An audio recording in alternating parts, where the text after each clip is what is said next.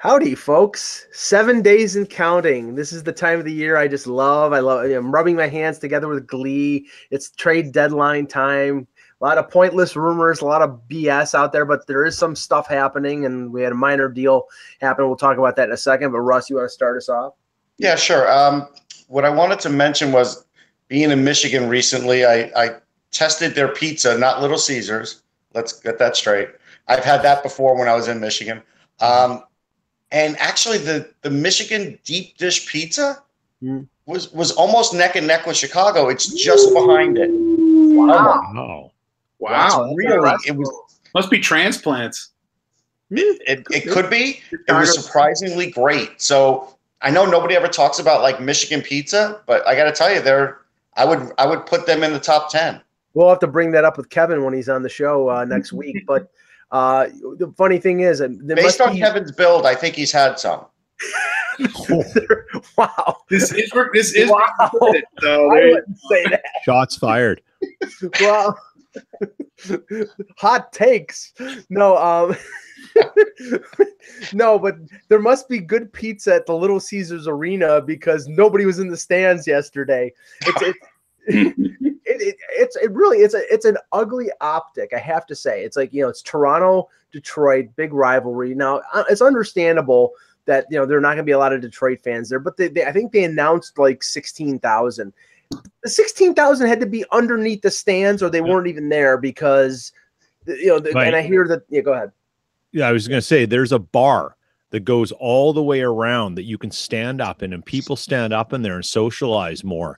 It's a weird design, and it keeps people out of their seats because they'd rather be having cocktails and having a blast, standing and hooping and hollering. So there are people there. I've heard this from people who have gone to the arena. They're just not sitting in their seats.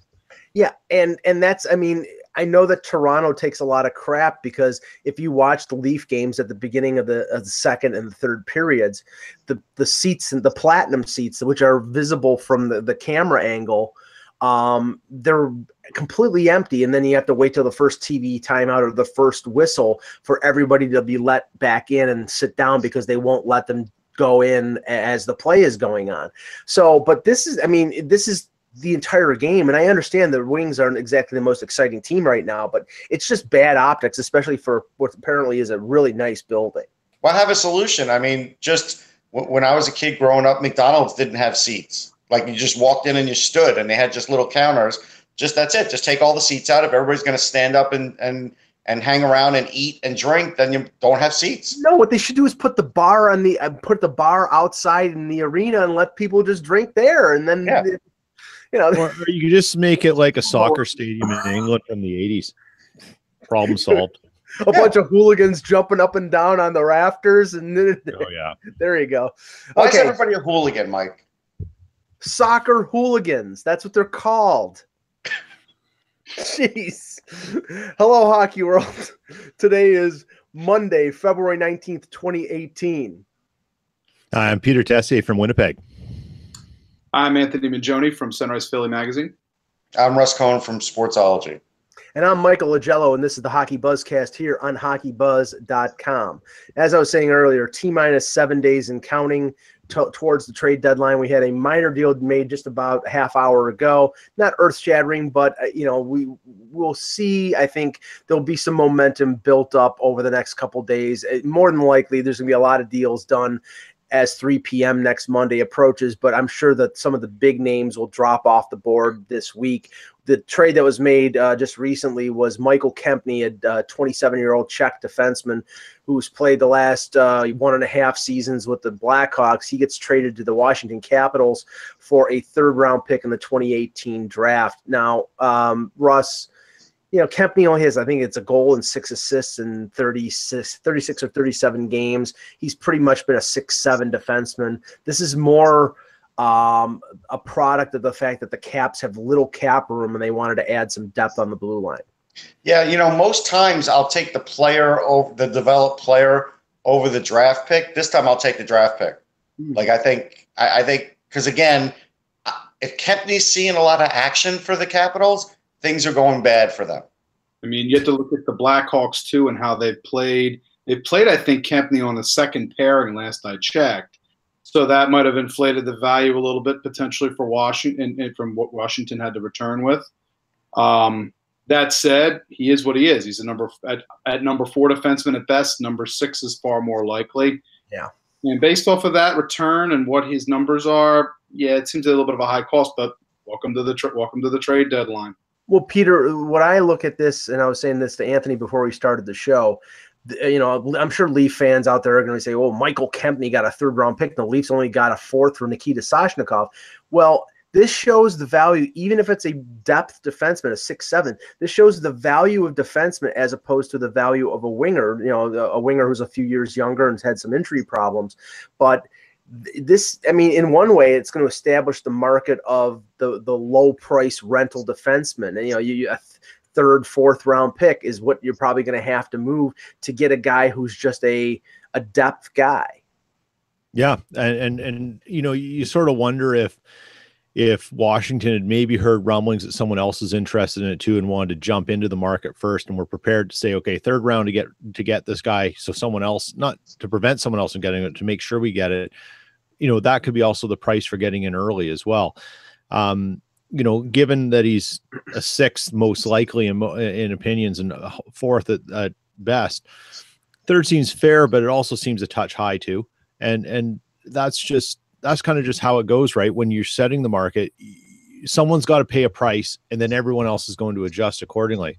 The smart GMs in particular, and I don't include Jim Benning in this, but they should be looking at where they're sitting right now and saying, if that's what I can get, that's what a 3rd gets, I should be able to parlay something else into a much bigger return. But you got to get active now. Yeah. Now, for the Blackhawks, they could turn the 3rd into something. They're one of the teams that drafts very well, and in a defense-rich draft, they could find another Kempney or possibly something better. So it's a good risk for them. Well, I mean, and you can say what you will about the signings and some of the trades that Stan Bowman has made, but Russ, I mean, being at the last 4 drafts and seeing what the Blackhawks do, I mean, especially DeBrincat a couple years ago in the 2nd round.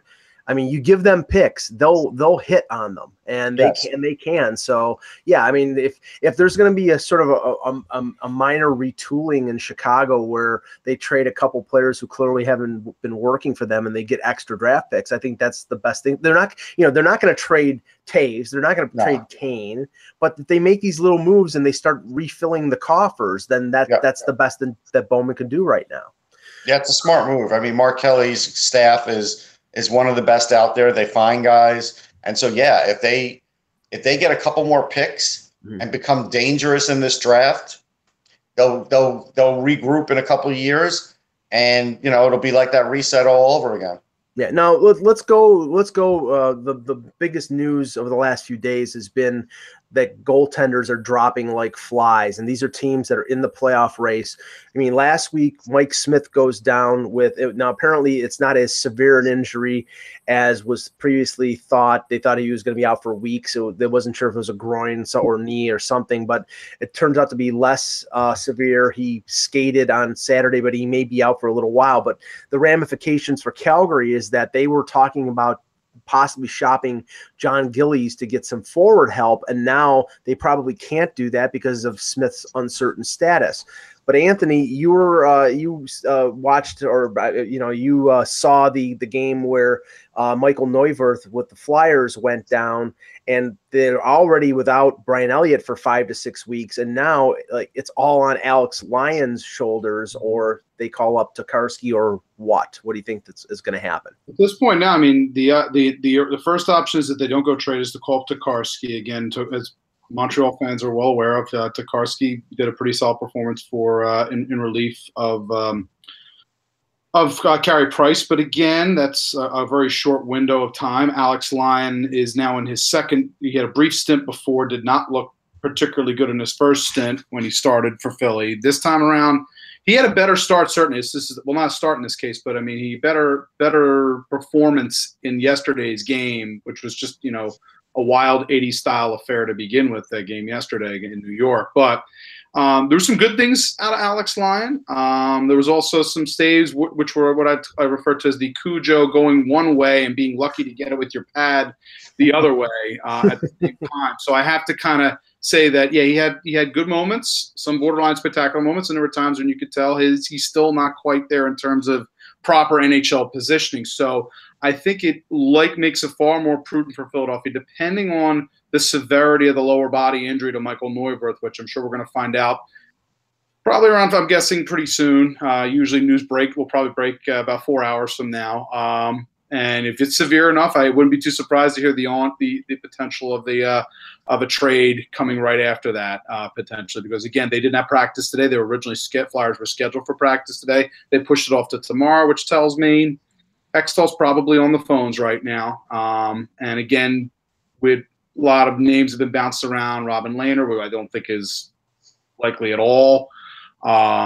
Chad Johnson was possibly before Lehner's injury, which takes him day to day. So now they've had discussions. There was reports, obviously, that was out there that there was conversations. Detroit had offered Peter Mrazek for a third-round pick. Flyers turned, it sounds like Philly turned it down. Now, do they revisit that deal again in this circumstance, or are they looking at potentially other options beyond Mrazek? I mean, Mrazek has talent, but Mrazek also has other underlying, things that have happened in his time in Detroit, which gives you some pause. Well, here's the I was getting an echo there. I'm not sure who from. Hold on a second. Mm-hmm. I'm just going to, Anthony, just mute yourself. Maybe it's, okay, the echo stopped. Never mind. The list of goaltenders out there that have been bandied about the last couple weeks, we've heard Michael Hutchinson's name. We've heard Mrazek, Chad Johnson, Calvin Pickard, Leonard, Andrew Hammond is another name out there.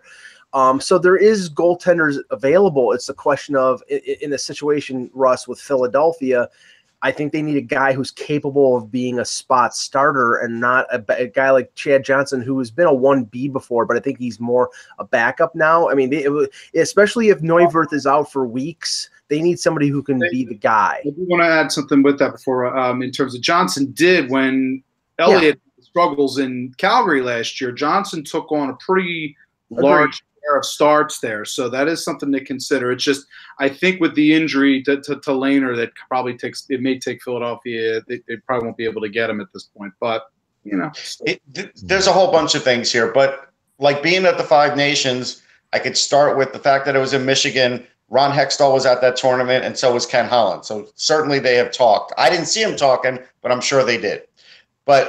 And we heard the reports. The thing about with Mrazek is, if you're taking him on, he does want to be the number one. Right. And that's going to be a problem for next year, not for this year. But that's something where I think there'll be discussion about. He's a UFA.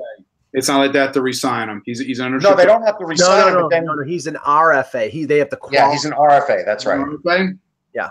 He's just like Leonard. Both of these guys, and this is the thing, Peter. I think this is a window on what some of these teams are going to do. They may have interest in Mrazek, they may have interest in Leonard, but I don't know if they have interest in re-signing them. They're simply going to trade them as sort of quasi rentals, and then when it comes, and that's probably why they don't want to give up a ton. And then when it comes to the summer and it's time to qualify them, both of them are making a little over. I think Mrazek's making about $4 million.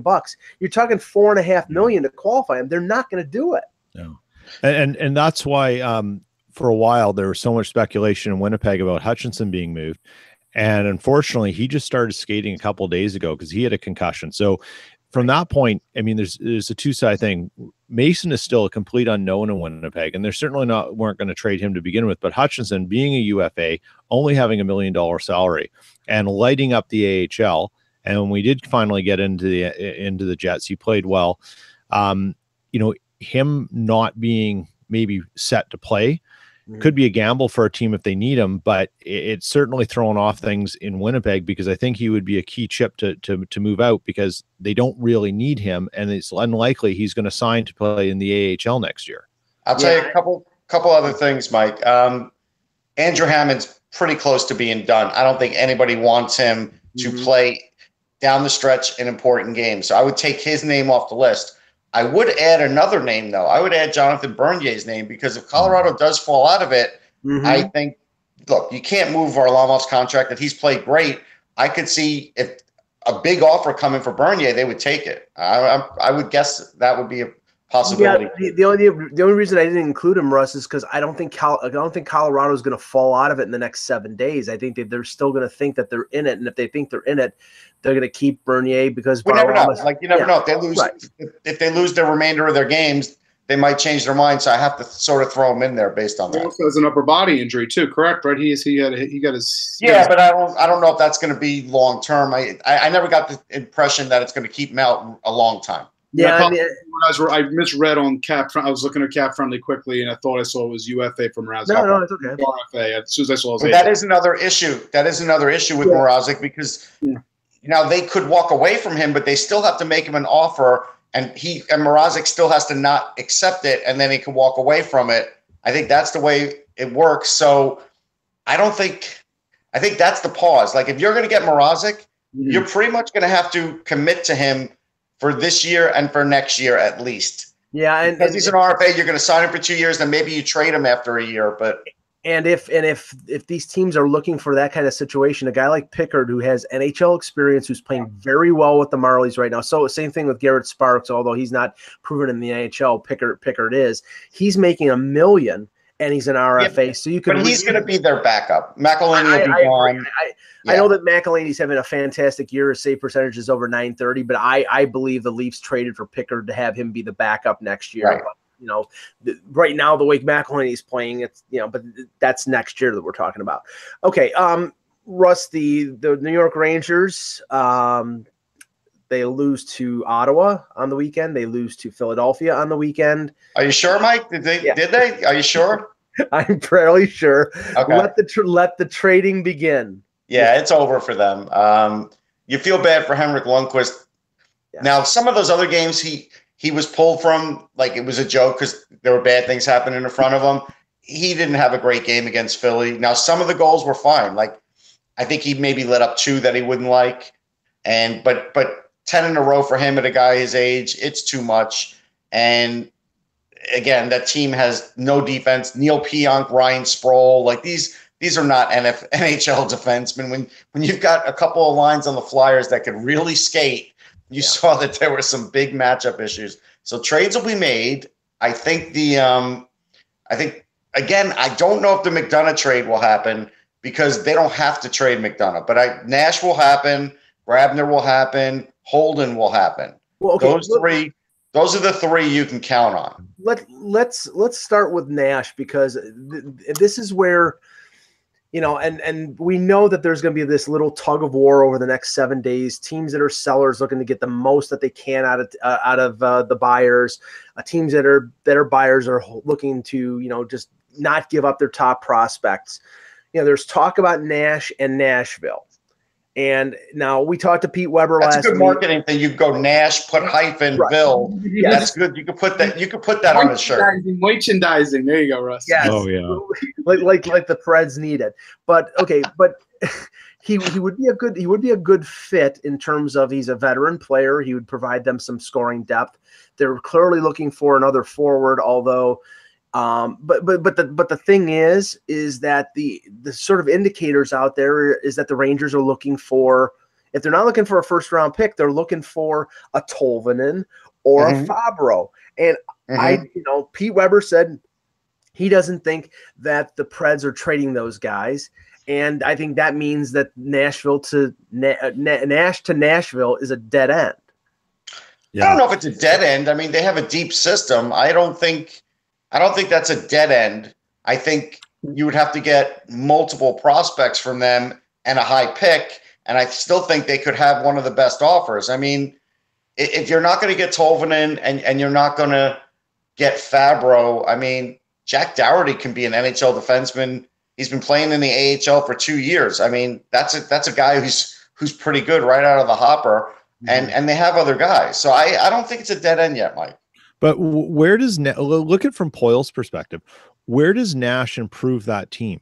What position does he make that Nashville a better team than they are already with what they have? Well, from what I heard, their plan would basically be to put him on the left wing with Johansson. Yeah. It would be him, Johansson and Forsberg on the right side, and that would be your number one line. And So size, who's the play driver on that line? Johansson sometimes, right? but Well, more Forsberg. And that's the thing. When you look at Nash, the package is there, the size is there, the experience is there. But the problem is, and as Russ knows all too well, his reputation of being a playoff ghost is also there. And I think that's the one thing about that, and that is true. They may get him, and they may not care how much he scores because he is good defensively. He takes up room in the ice. He skates well, and he's occasionally physical. So he's a better version of Colton Sissons is what he is. Like, if you're going to have a Colton Sissons on your team, you'd rather have Rick Nash because he might score a little bit more if you get somebody that could distribute him the puck. Like, Nash looked pretty good with Zibanejad and Buchnevich because they were able to get him the puck because these are two really highly skilled guys. If they do that with Nash, he'll probably get some points. There's another guy in their system. I'm pretty sure Trenin is in Nashville's system. He's a big Russian. You could put him with Buchnevich. That would look pretty good down the road. Now, getting to McDonough, because I'm sure Grabner is going to get moved, and teams that are tight up against the cap with him having a salary under $2 million is going to make him very attractive, and they could potentially get close to what they get for Nash for Grabner because of that. I mean, Nash's contract of $7.8 million provides a lot of hurdles that teams would have to get over to add him onto their cap. But McDonough, Anthony, there was a report on the weekend from Jim Matheson, a veteran Edmonton reporter, was saying that any deal involving McDonough and the Bruins would have to include Jake DeBrusk and probably Brandon Carlo. Again, if I'm Don Sweeney, there's not a chance in hell I'm doing that. You wouldn't do that deal. Yeah, it's a good. I mean, in terms of the short term, that's one thing. In terms of going for broke, but that's a lot. That's a heavy price to pay for McDonough, and I respect the heck out of Ryan McDonough, but the cost on that trade is just too. Again, that's a wicked good deal for the Rangers, though. Yeah. Why did the Bruins need to do that? Yeah. Go ahead, Peter. Why did the Bruins need to do that? And as a longtime veteran that Jim Matheson is, he's got to ask himself, why would anyone do that? There's a sniff test. Yeah.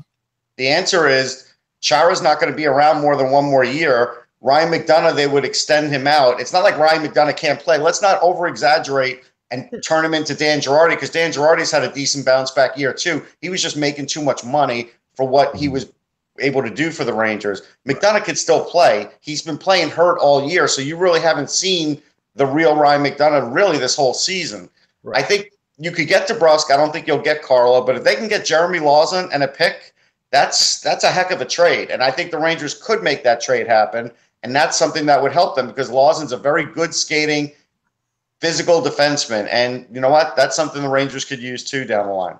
Yeah, I mean, I would think if they got DeBrusk and Zaboral or Senyshyn, they got that organization. If they want those guys, Mike, they may want the guy that I mentioned over Zaboral because they may not look at Zaboral the same way. We don't know. Sure.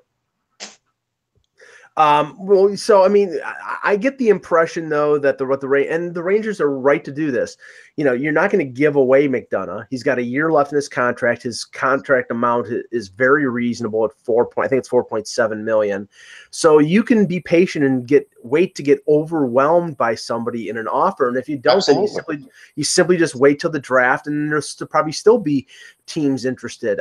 That's why, I mean, as much as it's being reported, and I know that Eck has been told about McDonough and connections to the Leafs.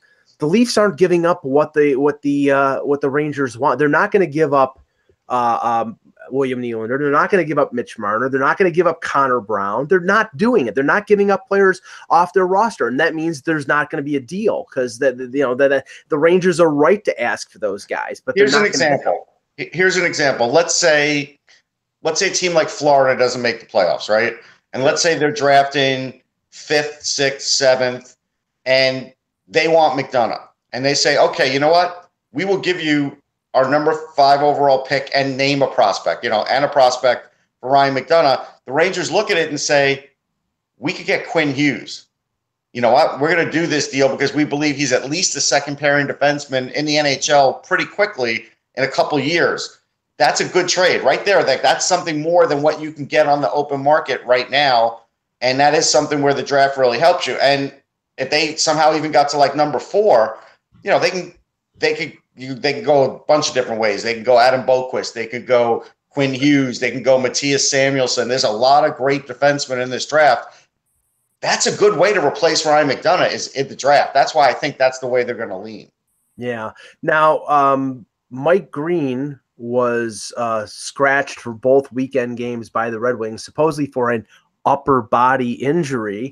But there is speculation that a deal is close. We don't know who. There's been, you know, there were rumors of Washington, and I'm not saying that Kempny undermines that, but you know, if the Caps are saying that they don't have, or if their reports are that the Caps don't have the cap room, I don't know how they fit a $6 million salary of Mike Green. There's been talk about Tampa Bay, and Peter, the Lightning have been .500 the last 10 games, which is way below what they've been playing this season. I mean, you know, everybody has a slump, and they're a really good team, but I think I after seeing them last week and looking at their defense, I don't know if Mike Green defensively will be an upgrade, but in terms of offense from your blue line, if they add him, I think it would be a good move. What do you think? Yeah, I think Tampa's, you know, the speculation and logic comes into play that is they're going to add someone hopefully on defense, and it makes sense for them to do it, to beef it up. They've got a team that can do enough damage in other ways, so solidify your D. You know, defensively though, it's figuring out what the issue is there. Is the issue a defensive issue? And as you said, Mike, adding Mike Green may not fix the defensive issue, but it may solve other problems that keep the defensive issue at bay, right? You know, some people would say the best defenseman is the guy who gets the puck out of your end super fast, so they don't have a chance. The opposition doesn't have a chance to set up. If Green can do that, he doesn't have to be what you think of a traditional defenseman. Just get the puck moving and get it out. Then yeah, he could be have an amazing effect for Tampa Bay as they run their offense. Well, ironically, Russ, when I saw Tampa Bay last week, and I'm not surprised at this because this is John, you know, right out of the John Cooper playbook. He scratched Slater Cuckoo, he scratched Jake Dotchin, but he played Schuster, of course. And I don't get it because Schuster is a terrible defenseman, but he continues to play him because he's got the big wingspan and he's got the size. He trusts him and he likes his reach and he likes the physicality, so he overlooks the other stuff. Like we've seen so many coaches do that with so many players that even GMs can't really stop them. Like that's the thing we've learned about these coaches. If you've had a little bit of success, the GMs don't really stop them. Once in a while, after a couple of years, they'll trade them like the Rangers did with Tanner Glass. But, you know, those situations tend to go on for a while. And so, yeah, Schuster's going to play if he's on the team. Well, Anthony, about a month ago, there was talk when Hedman got hurt. There was a mention of Cuckoo being traded, and I believe Cuckoo is from the Ottawa area. Cuckoo being traded to Ottawa for Cody Ceci. And the reason for that is because Ceci is a restricted free agent at the end of this year after coming off a bridge deal and will be looking for big money. Now that Hedman's back, that deal sort of would make sense for Tampa if they're not going to play Cuckoo and Ceci is a guy who's played in a conference final. I think that kind of move might make sense for them if they don't make a trade for a guy like a Green.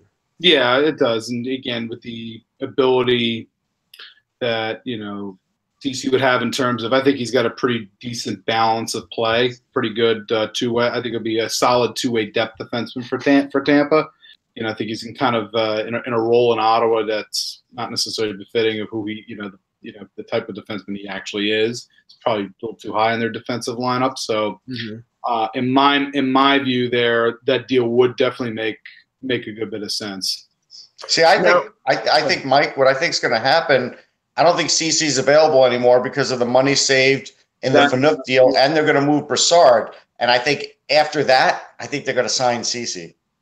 And that would make sense because he's 23, 24 years old, and we still haven't seen the best out of him yet. And he's a right hand shot. But okay, now this is the weird thing, and this is rental season, but a couple GMs have come out and basically and said in the media that they're looking to make, quote, hockey deals rather than acquire rentals. Doug Armstrong, the Blues general manager, said, he's looking to make, and I think what this is that he's got these top end prospects like Kyrou and Thomas, and he doesn't want to give them up for a rental. He wants to get somebody who he can have for a couple years, and that's good sense.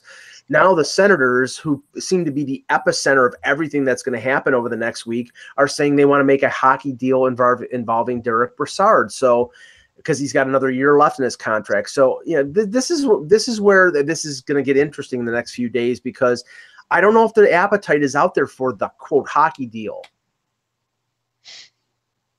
Anybody? I thought you were going to direct it at somebody. Oh, no. I think Russ. I'm sorry. I thought you said Russ. That's why I paused. No, just throwing it out there to any one of you three. Come on, somebody talk. I'm tired of talking. I think there is a possibility of hockey deals. I do. I think if you made a hockey deal for Kevin Hayes, the Rangers would listen. As an example. So I think those kinds of things could happen. They do tend to happen more at the draft, but I think it could happen. I can tell you something that's going to affect this trade market is, as an example, like being at a tournament like the Five Nations. Mm-hmm. These tournaments are scouted so ferociously now because players slip through the cracks. They don't get drafted. They turn into free agents, and then you can go out and sign them for a free agent without losing assets. And I expect this season a lot of free agents to be signed. College free agents, European free agents.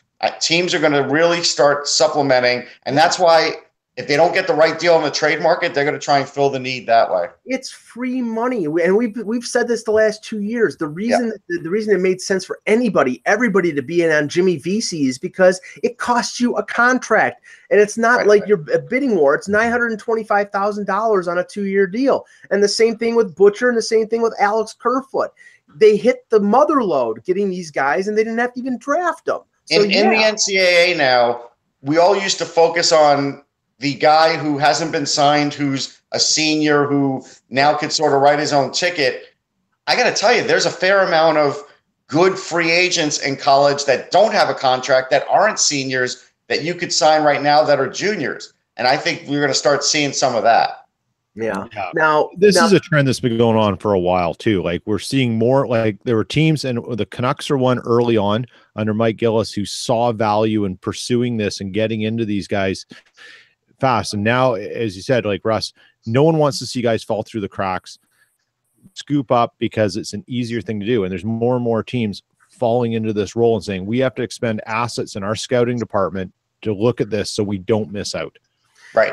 Now, this could be called burying the lead, but I'm a little skeptical, not because of the source that it came from, but just because I've seen names like this floated a few days before the deadline, and it never really happens. But Nick Kypreos on Saturday Night Headlines on Hockey Night in Canada came out and said, don't be surprised if Erik Karlsson's dealt before the deadline. And I don't see it. And there's very few teams I think can offer up the package in season to get Karlsson from the Senators, unless, I don't think they're dumping him, obviously not, because he's got a ton of value. No.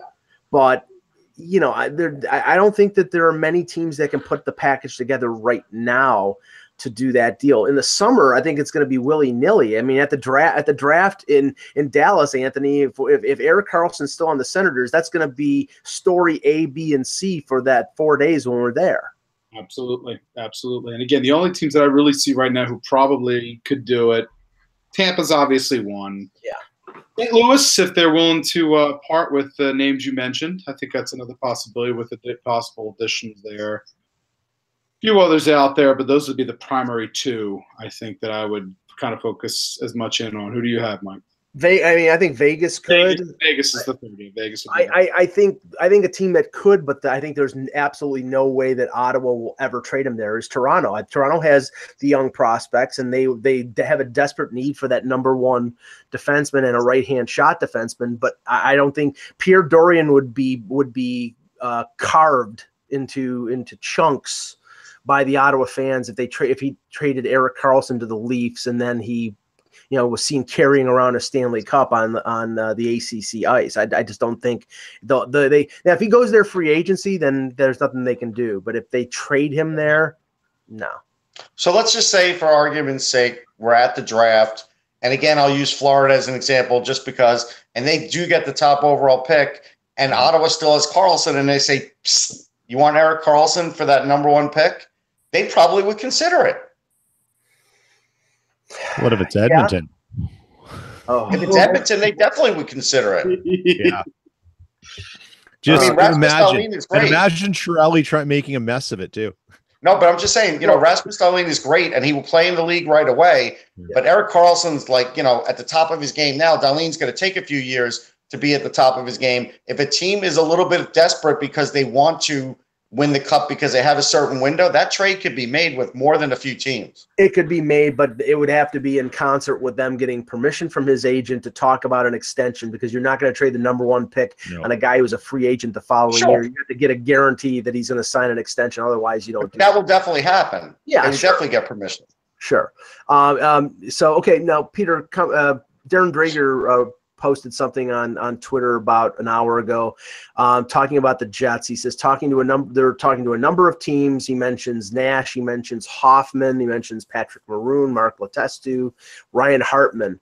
Winnipeg is kicking tires. Now the thing is that all these guys are forwards.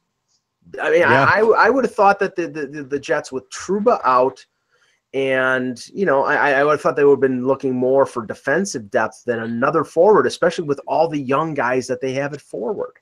There's belief that they've looked at defense too. And the reason being is the left side's still a little suspect in terms of depth. Yeah, because if Enstrom goes down, you're relying on Ben Sherratt, and that's not something people want to see come the playoffs. But the problem with the Jets defense is they all want more ice time. Paul Maurice came out and said that. So how do you bring in another guy and then keep everyone happy with their ice time, particularly if you're looking to shore up one side? They're strong on the right. They need more on the left. And then what happens when Trouba returns? It just creates a big mess. So although in theory it would be nice to add depth defense, it makes sense that they're going to look at forwards. Trouba is expected to return. He's going to need a couple weeks to probably get back into that game shape based on the injury he's believed to have. So it makes sense that they look at forwards. The name that came out recently and has been scuttled about around here is Patrick Maroon, and belief that trading Nick Petan for Maroon. Now, I'm not going to say if that's a fair deal or the right deal to make, but Maroon gives you something the Jets don't have on the forward group, and that's playoff experience. And it's something they need. And Petan is a player who I think has a lot more upside than what he's showing here. It's just he's lost. He's not lost, right? He's just buried in the shuffle. He doesn't have regular line mates. He doesn't. No, he doesn't have regular line mates. He's slotted in when injuries or a change of chemistry needs to happen. He's got to get past Roslovic, who now is almost solidified on the second line, and Kyle Connor, who just got his 21st goal last night. I mean, there's no room for him. Right. So it's time to move on. He needs a new contract after this year, so he's an RFA. It's probably a really good time. And Edmonton's the kind of team that could use someone like a Petan who could score, can play on the wing and center. I just don't know if it's a fair deal to give up that for Maroon. But at this point, the Jets need to say, we got to go in and get the right player and not worry about too much about the price, because they need to unload some of these guys because they have too many of them anyways. I think it's a good deal. I mean, again, Petan's a highly skilled guy. He's fast. He does play a 200-foot game. I think with the right line mates, he could be really good. The guy on that list that I really don't think is available is Ryan Hartman. I mean, he's controllable by Chicago. He scores 20 goals a year. He's physical and he plays defense. I don't see why they would trade him. I don't see the motivation for that. I don't, unless this is part of some scheme, some grand scheme on the part of Bowman to sort of clear out and try to retool. And maybe he thinks that Hartman has value and can get him what he needs. I'm not sure, but and never rule out the relationship between Bowman and Chevy too. Like that's the kind of relationship that could turn a small deal or a small talk into a bigger deal pretty quick.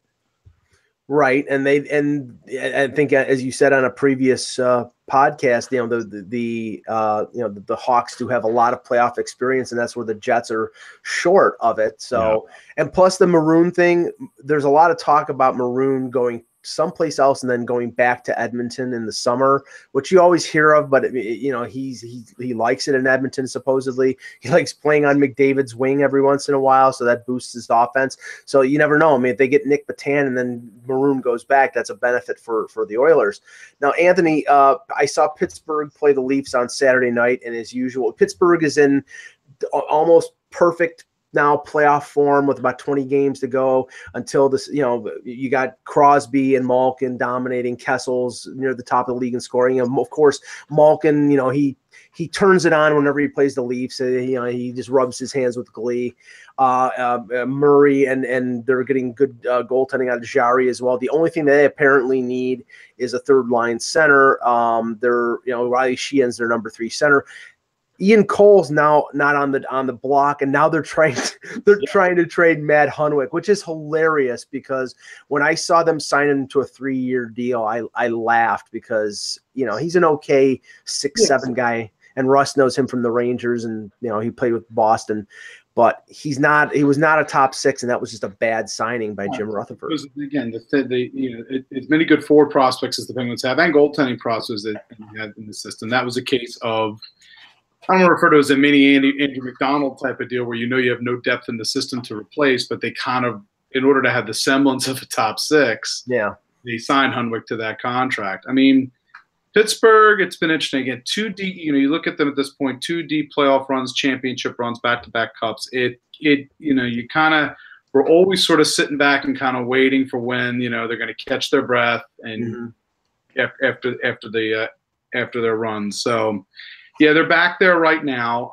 I would say, again, I know there have been some scuttlebutt. There was some talk potentially of them looking at Brassard. I don't know what that would cost them from Ottawa. I did see that. But, I think they're still in that spot. Although I do think Riley Sheehan's a good player that I think can fill in that. No, Sheehan's a very good player who you put him in the right spot can be very, very productive. I mean, he has terrific vision and can skate really well. And so, that's – they get a guy like that, and you're really worried about beating them. But, we can never say it's a definite because I'm sure the Penguins thought it was a definite until I think it was Adam Graves that broke Mario's wrist, right?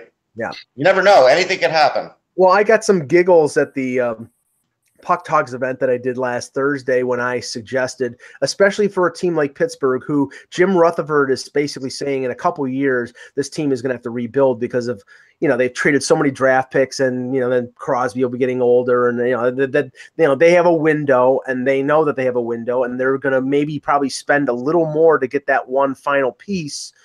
I think that, the perfect fit for them is Tyler Bozak playing the third line with Phil Kessel, which, that would be now. But the thing is, I don't think Toronto is going to trade him unless they get a first-round pick or a Daniel Sprong. Now, that might be excessive, but there are not many centers out on this market. And that's the thing. Mark Letestu or Matt Cullen or maybe Derek Brassard because he's got a year left in his contract, but he's making $5 million. Maybe Brassard does, but I don't think the other ones make a difference. I think Bozak would make a difference on the Penguins. I just don't know whether there's the appetite on the part of Jim Rutherford to make that kind of deal. I don't think so because he wouldn't give up Sprong for him, and if really that is the price, you won't see that deal made. Now, you mentioned Brassard. Columbus apparently is on the hunt for a center. Shocking. And the rumors are now that Brassard is available, which mean him going back to his former team, or Artem Anisimov, who apparently the Blackhawks are saying they're not trading. But this shows the desperation of the Blue Jackets, Russ, that they need that help up the middle. But I don't know. All right, I will tell you one thing for certain.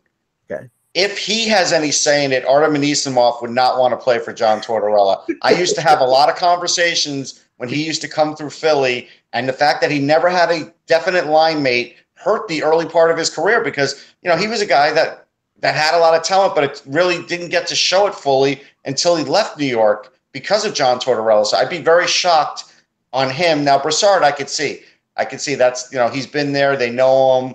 A lot of the players on the team know him. that would make more sense.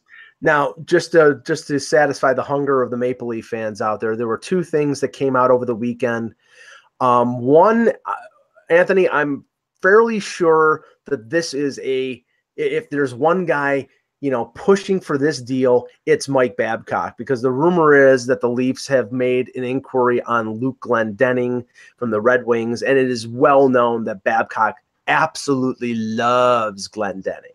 Yes. I can absolutely see that deal in terms of just trying to solidify. I think he's a real good fit at fourth line center for the Leafs in terms of being able in a playoff series against the Boston, against another Atlantic Division opponent. That helps them to roll a full 4 lines out. I could totally see that. But he has term on his contract, doesn't he? Yeah, he has another 3 years at 1.8, and Detroit is not anxious to just give him away. That's what I'm saying. That's a good fit for them still, even in rebuilding. Right, and I don't think, because the name of Matt Martin came up, and I'm like, okay, they're not. Matt Martin's making more than Glendening, and he's not a fit in Detroit, especially in a rebuilding scenario. So that doesn't work. And I don't think the Leafs are giving up. They might give up a draft pick, but I don't think they're going to give up a player off their roster for Glendening. If Lou Lamoriello has anything to say about it, if this is Babcock, I think he would trade the farm to get Luke Glendening. Yeah, here's the thing, though. I think we have to remember with teams that are even rebuilding, unless you want to become the Edmonton Oilers, teams are holding on to a certain amount of veterans to work these younger guys along and bring them along, and Glendening is that kind of guy. So you would have to give pretty good value, I think, to get him from Detroit. Now, Peter, the other name mentioned, Elliot Friedman mentioned him on Saturday, and he's been mentioned often, extremely often, regarding the Leafs, and it is Chris Tanev. He's currently hurt. Whoa, there was some echo there. He's currently hurt, but he's supposedly going to be back very soon. Anthony, can you mute your? It might be the echoes coming from you. Is it? Okay. Okay. Better now? No. Mute yourself. Oh, mute here? Sorry, hold on. Sorry. It's okay. Okay. Yeah. All right. Just keep yourself muted for a second, because it sometimes goes away.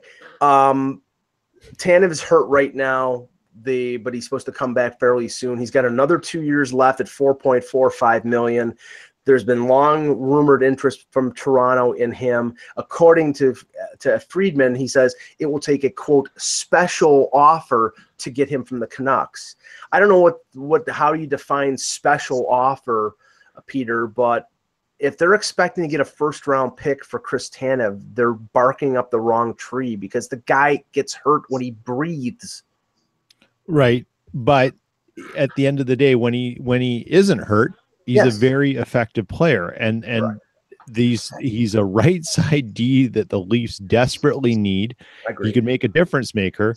It's the gamble of, does he have to play the way for a different team the way he does in Toronto, or way he does in Vancouver? And in Vancouver, I mean, after him and Edler, it's a gong show. Yeah. And so Tanev plays, he plays with his heart on his sleeve, full of passion, and he's going down and doing crazy things all the time. Would he do that in Toronto?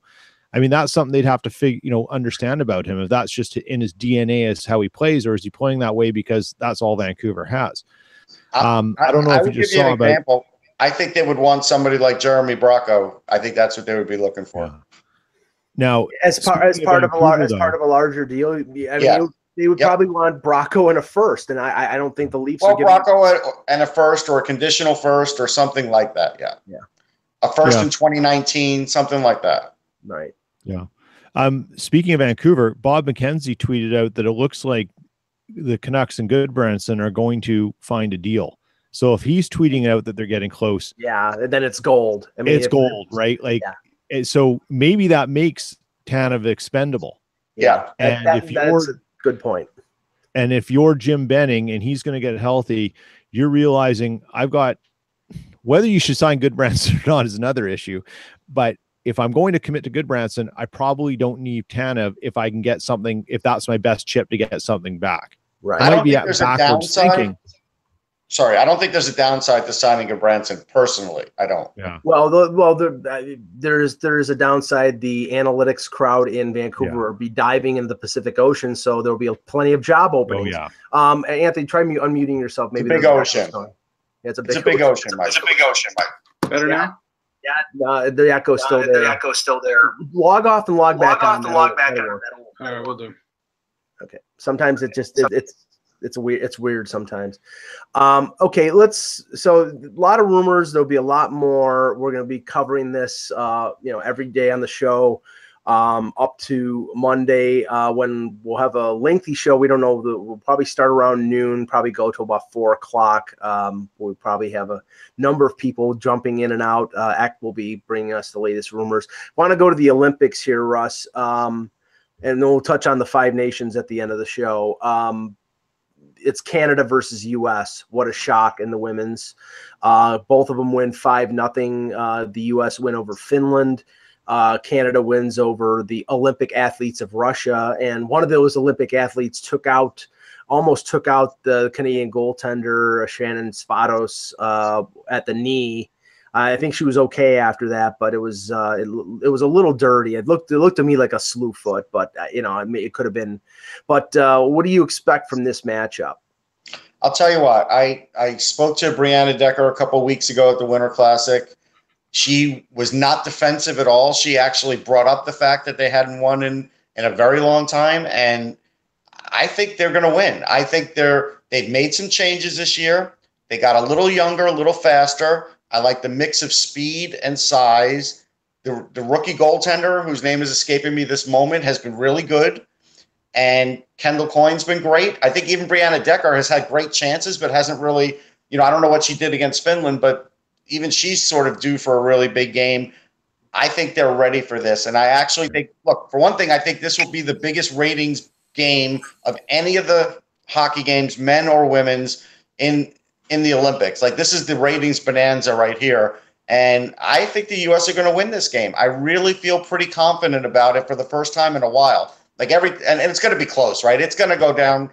Probably will be an overtime game. Wouldn't shock me. But I do think they're ready for this. They're not. The one thing I've noticed is they're not tight.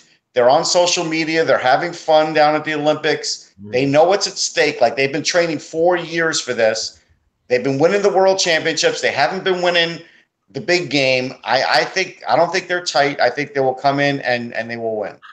Peter, to get the other perspective, Canada has every reason to be confident because they've won constantly. But I mean, these teams hate each other. Apparently, if you listen to the back and forth of them on the ice, it would make your hair stand up, which for me would be tough since I have none. Yeah, look, one thing Canada is going to have to do is they're going to have to watch Kendall Coyne. She's probably a faster skater than some NHLers. She moves it like that lady has wheels, and she was getting free a lot in that first game. And if they can get a breakout past her, the Canadian defense is going to have to be really cautious about how they play when she's on the ice. I think it's going to be an absolute bloodbath. I think we're going to see scrums in front of the net. I think we're going to see cheap stuff on the goalies. Just like there's technically no fighting, but yet we saw everything but that. Yeah, exactly. It's going to be a war of attrition, and the best thing that could happen for spectators is it goes into the third period tied. Now, I want Canada to be up 3-0, but the best thing for viewers is a tie game going into the third period, and it will be a battle royale like nothing we've seen before. I want the U.S. to be up by a goal and not blow it like they did 4 years ago. It's a different team. To be fair, I know. They're a puck possession team now, and that's important. They used to get great chances against Canada, but they never used to be able to control the play.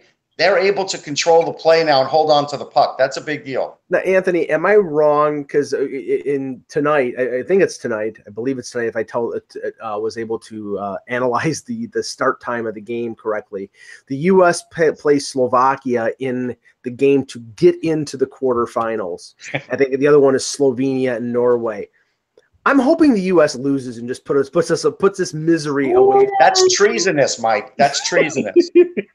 good. This team is brutal. It's absolutely brutal. Just end the madness. You know what, Michael? Come on. I mean, I'm not a crazy flag waver, but holy God, I'm throwing you in the gulag. You're getting thrown in the gulag. No, I'm going to give you this. I'm going to tell you this.